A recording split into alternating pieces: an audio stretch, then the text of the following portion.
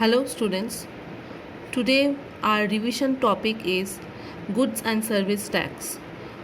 Today we will have a revision on how to calculate the net GST payable. That means how to adjust the GST payable, input GST or output GST. Now input GST, that is input CGST and input SGST, is being paid when we are incurring any purchase and we are incurring any type of expenses. Okay, and output GST, that is output SGST and output CGST, is paid when we are making a sales or we are having any sort of income. So this is the basic concept of recording of transactions, journal entries in the form of GST. Now let us understand that how to calculate the net GST payable or adjustment of GST. Now adjustment of GST is basically that how is the amount which we have to pay to the government. That means in case if our input GST is input GST, that means input CGST as well as input SGST, the total of this input GST paid is equal to output GST paid, then there is no need to adjust the GST. That means we don't have to pay any extra amount of GST to the government or to the necessary authorities. But if our output GST, that means our GST collected is more than input GST, that is in GST paid, then obviously we have to pay the balance amount to the necessary authorities or to the government. So today's sum is basically on that only. That means we have collected more GST and so we need to adjust it. So let us get started with the sum. So here are few transactions which I have given to you, and I have not given much difficult ones. It's very simple ones. So let us get started with the journal entries.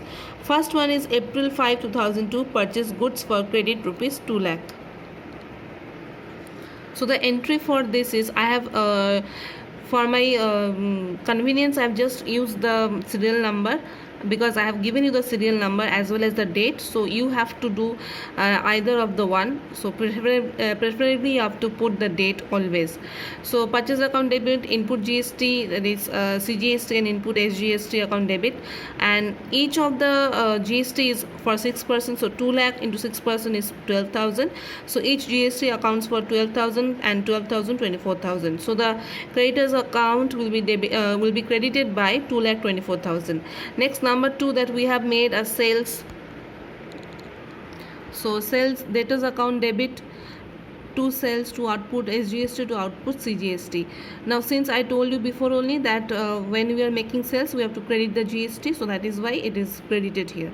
Then we have purchased an office equipment, computer. So office equipment account debit, input CGST, input SGST. Since it is a purchase, then it is so we have to do input GST, right? Next we have paid legal fees. So here also same thing, input GST is being paid along with the actual expense. So it is an expense, so that's why again we have to input GST.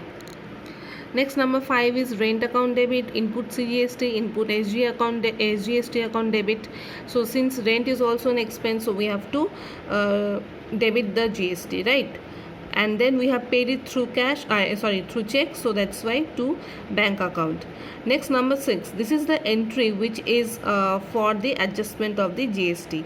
Now here I have to explain this through the working note. Okay, I have written here, that is why I refer to working note. So let us get into the working notes calculation. So here we have the working note where we are calculating the net GST payable. So first of all, what we will do is we will add up each and every kind of GST. That means suppose if we take first of all input CGST. So whatever input CGST is being recorded in our journal entries, we will simply add them up. Okay. Similarly, for total input SGST, all the values of SGST input SGST will be added up separately, and togetherly we will find it out that what is the total input CGST and total input SGST. Next, same thing for total output CGST. Whatever how many places where we have recorded this, will simply add the individual values. Okay, for example, or for your convenience, I'm once again just moving back to the journal entries.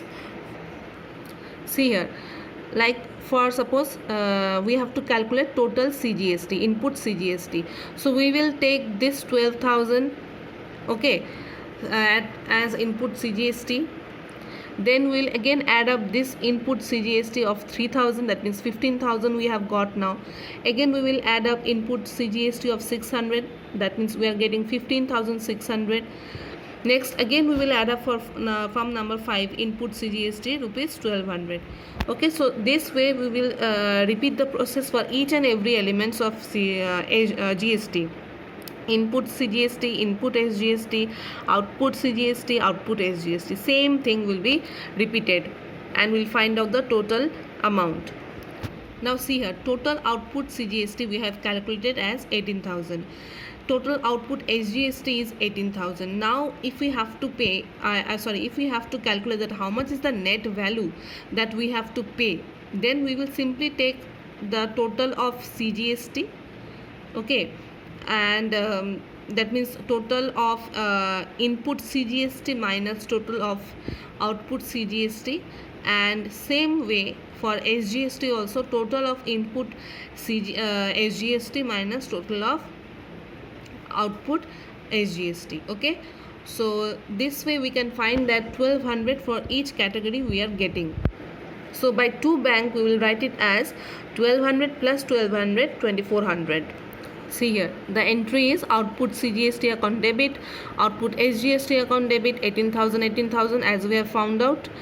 Then 2 input CGST account, 2 input SGST account, and 2 bank or cash account. That means whatever balance we have got of rupees 2,400. So this much for today. If anyone has any problem, please ask me again. Thank you, children.